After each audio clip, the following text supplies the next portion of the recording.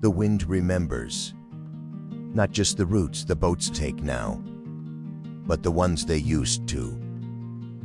This was before the years got in the way, before the quiet turned sharp, when the tide still carried their laughter out past the headland and brought it back again at dusk. 18. The last year they sailed without knowing it was the last. The formal was still weeks away, some date written on the school calendar in ink, far enough to feel unreal. But the talk of it had started, before the suits and the music and the photographs. They were here, on the water, where the only thing that mattered was the wind, the sun. This is Salt in Our Veins, Chapter 4, The Night We Left Early. The day had started with a sky so clear. The breeze was steady enough to keep the mainsail full without the hard work. Kai was at the tiller, bare feet, hooked against the bench, hands loose but certain on the lines. The salt had already dried into his curls, stiffening them into shapes the wind kept trying to undo. His skin was warm, was the kind of sun that stayed on you long after you'd gone back to shore. Noah had stretched out on the cabin roof, one knee bent, the other leg hanging over the side, so his shoes skimmed the water when the boat leaned. And his chest was rising slow, and even like he could have stayed there forever. They talked a little earlier about nothing that mattered. A kid from school who crashed his motorbike into a fence, the swell forecast for next week, and then they let the quiet take over. Out here, silence didn't need filling. The first splash hit Kai's calf. He looked over in time to see Noah's smirk and the arc of water falling back into the sea. "You're going to regret that," Kai warned. "Doubt it," Noah answered. Kai let the mainsail run slack, locked the tiller, and moved fast. In 2 strides, he was across the deck, and then they were both over the side, the water closing over them in a rush of cold. It started with laughing, loud, messy, catching in their throats when the salt got in the way. Noah tried to shove him under. Kai hooked an arm around his neck and pulled him sideways, both of them breaking the surface, whose hair plastered to their face. They grappled, splashing hard enough to rock the boat, their hands finding ribs, shoulders, anything they could grip.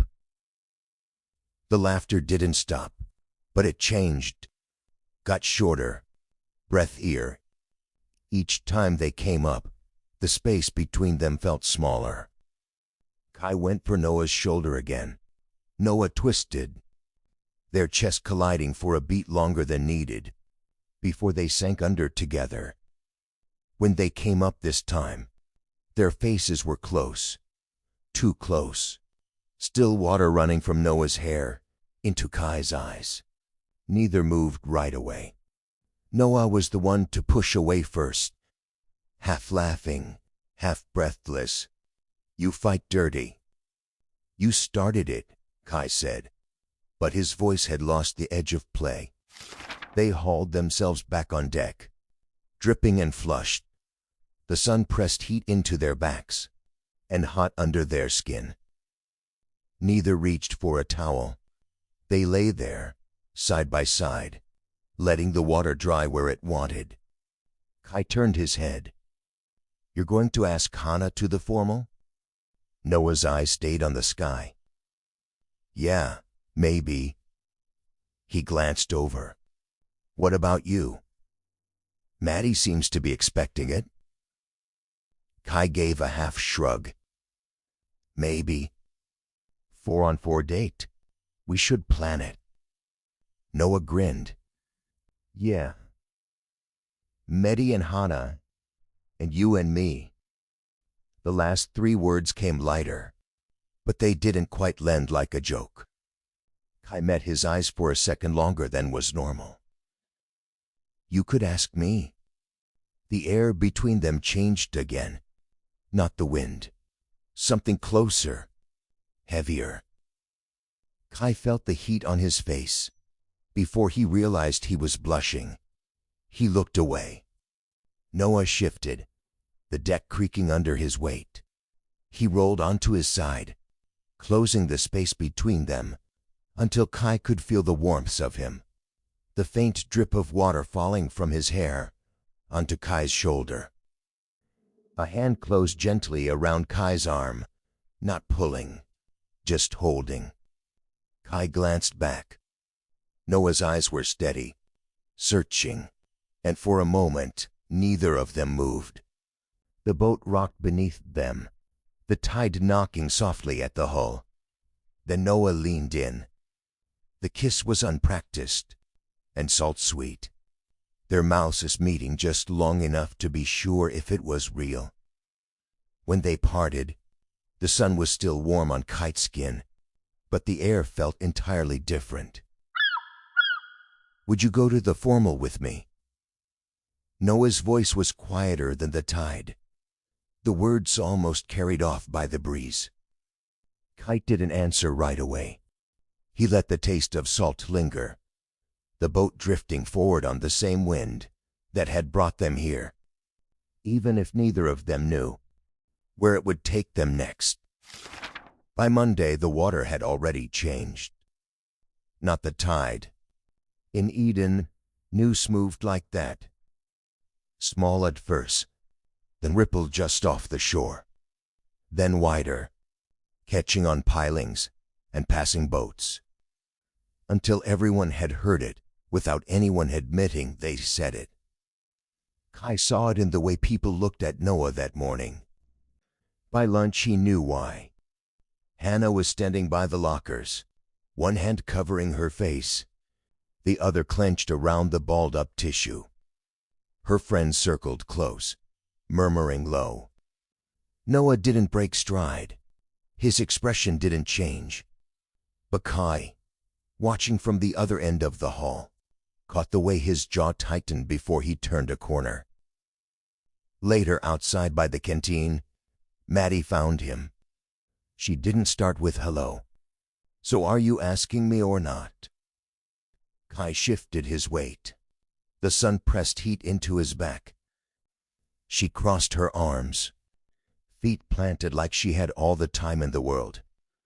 Don't keep me waiting. I'm not. You are, she cut in. And I'm not moving until you give me an answer. There was no teasing in her voice, just a stubborn certainty of someone used to getting what she wanted. Kai let the silence stretch, but she didn't budge. Eventually, he let out a breath. Would you go out with me? Her expression softened. Not much, but enough. Thought so. She stepped back, already turning away. Don't make me regret it. Kai found Noah after last bell.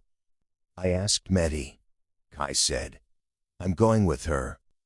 Noah's mouth curved, half smirk, half challenge. Aren't we? Kai met his eyes. We are. That was enough to bring the grin out fully. Then lowering his voice. So after the formal's over, we fake food poisoning. Kai blinked. Food poisoning? Yeah. Clutch your stomach. Look green. I'll back you up. Then I'll get sick too. Kai snorted. That's your genius plan. Better than staying for the last slow dance, Noah said. So you tell your mom you're staying at mine. I'll tell mine I'm staying at yours after the formal. Easy, Noah said, already picturing it. And we stashed the bikes at the docks earlier in the day, Kai added. Soon as we're sick, he made air quotes. We head straight there, grab our gear, and head to the cliffs. Kai laughed again, shaking his head. We should probably rehearse the throwing up part. Noah smirked. You can do that at home. Then after a beat, he leaned just a little closer, voice lower. No solo time for a week. Kai raised a brow. You and me, at the cliff, right? Noah's eyes caught the light, and the grin softened into something else. Yeah, you and me. Then without another word, he pushed off the railing and started toward the quad, where Hannah was standing with her friends. Kai watched him weave through the knots of students, stopping just short of her group. Noah dropped to one knee, dramatic enough to turn heads, and said something Kai couldn't hear. Hannah's hand flew to her mouth. Noah glanced back across the yard. The wink was quick, but his hand lingered low as he stood, fingers brushing across the front of his jeans, in a casual adjustment that wasn't casual at all. His mouth curved, just enough for Kai to know it was meant for him. Before he turned back to Hannah, leaving the heat of it hanging between them, like a secret only they knew. The hall at the community center felt too bright, too crowded. Maddie had a firm hold on his arm as they moved through the clusters of laughing voices and clicking cameras. She kept him in place for photos, made sure his tie set straight, leaned close when she wanted to be heard. Across the room, Hannah was smiling at something Noah had said. The glance Noah gave him over her shoulder was brief, but enough to send a quiet charge. During the second slow song, Maddie's heel caught the side of his shoe. Where are you looking? She muttered. Kai blinked. What? At me. She pulled him closer, one hand tightening at the back of his neck. The song ended. Another slow one started. Noah was already near the refreshment table when Kai drifted over, pretending to be looking for water. Their eyes met just long enough to exchange the unspoken. It was time. Kai hesitated.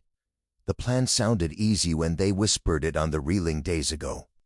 But now, under the warm glare of the overhead lights, with 100 faces around them, he couldn't quite bring himself to double over and fake it. Noah read it instantly.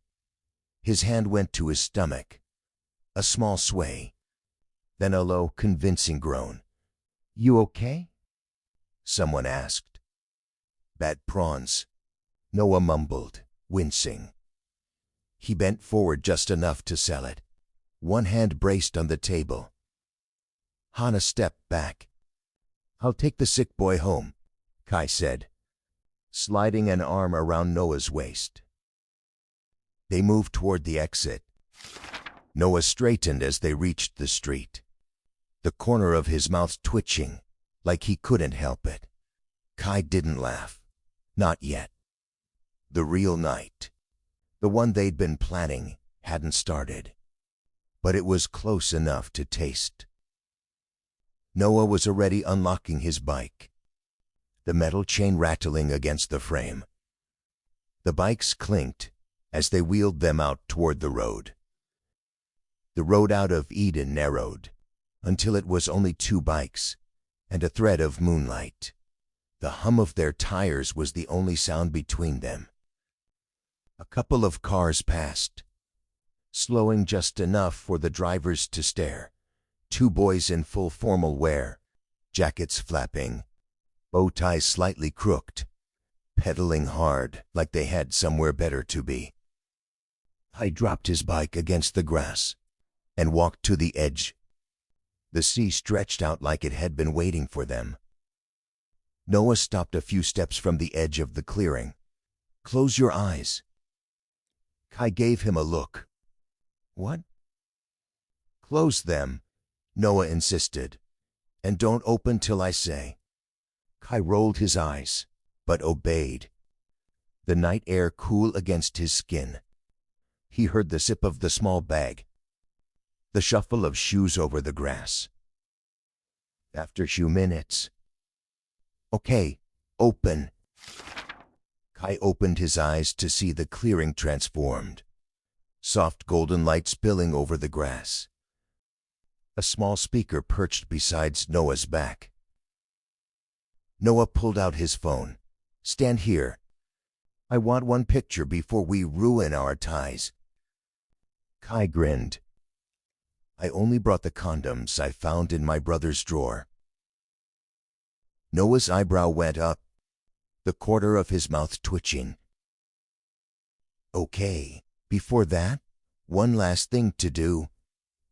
He tapped his phone a few times, and music spilled into the night. Then he kneeled. "Would you dance with me?" Kai didn't answer with words. He just stepped forward. The first few moments were slow, tentative, shoes shifting in the grass. Then Noah's hand found the small of Kite's back, and Kite's palm pressed over his shoulder, pulling them closer. Heat built between them, the kind that made bow ties suddenly feel too tight, jackets too heavy. They moved in tighter circles, the space between them barely a breath wide. A passing car on the distant road slowed for a second, maybe staring at two boys in formal wear, holding each other under the stars. Kai didn't care. The music swelled, and Noah's thumbs traced the edge of Kai's spine. Kai's heart kicked hard in the chest. Their lips met, slow, drawn out, and then again, deeper. Jacket slipped from shoulders. Fingers brushed at buttons. The night pressed in close, holding them there, until the stars were the only ones watching.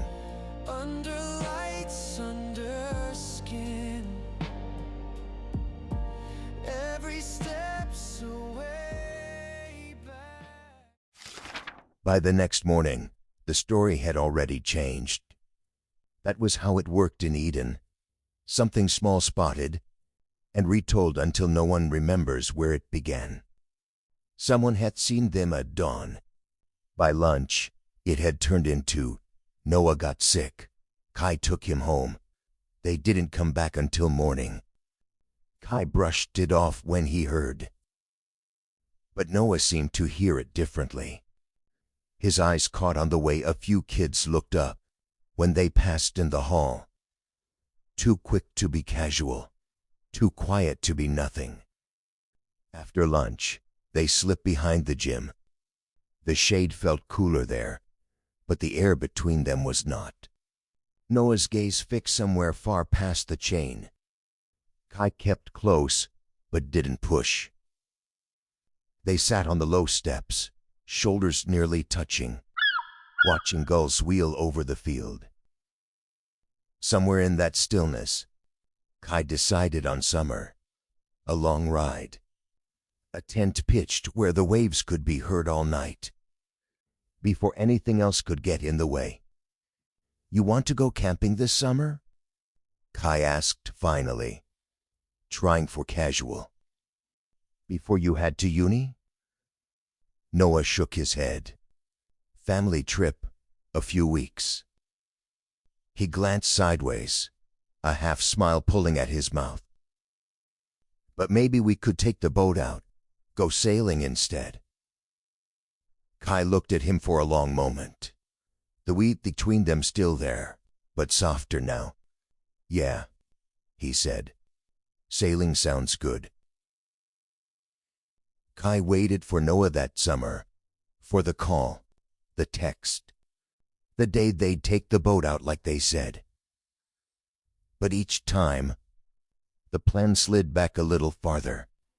Weather, family, something else. The waiting became its own ache, stretching out the weeks until it felt like the season might end, without them setting sail at all. Then just a few days before Kai was due to leave for Sydney, it finally happened. The tide was right, the sky was clear, and for once, they both had the same day free. That last sail was quiet, almost too much. the kind of quiet that pressed in around the sound of the wind. Neither of them said it then, but they both knew. This was the day the 10 years apart began. The memory loosened its grip only when the porch light of his parents' house came into view. They found themselves standing outside, in almost the same air, but heavier now. "I still have that little ballroom light."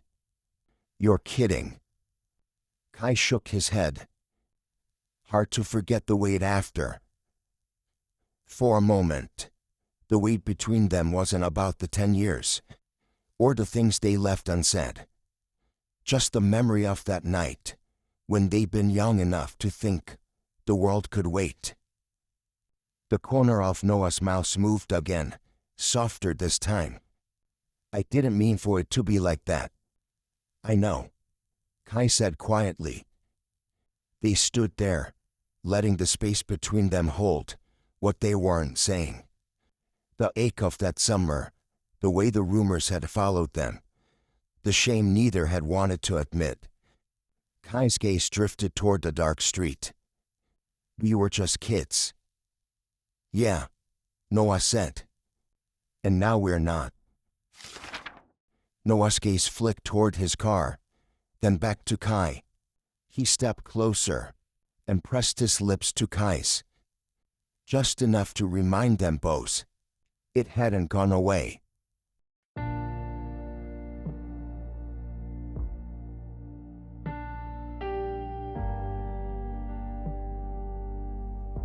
The formal night, the clips, the ballroom light, and the photo they took before the music started. Still saved after all these years. 10 years ago, they thought they had time. Now with the streetlights cutting soft hollows in the dark, they knew better. And for a moment, the years folded in, until it was just two boys at the end of a night they didn't want to end. This was Salt in Our Veins, Chapter 4, The Night We Left Early. The world is small tonight, just the space between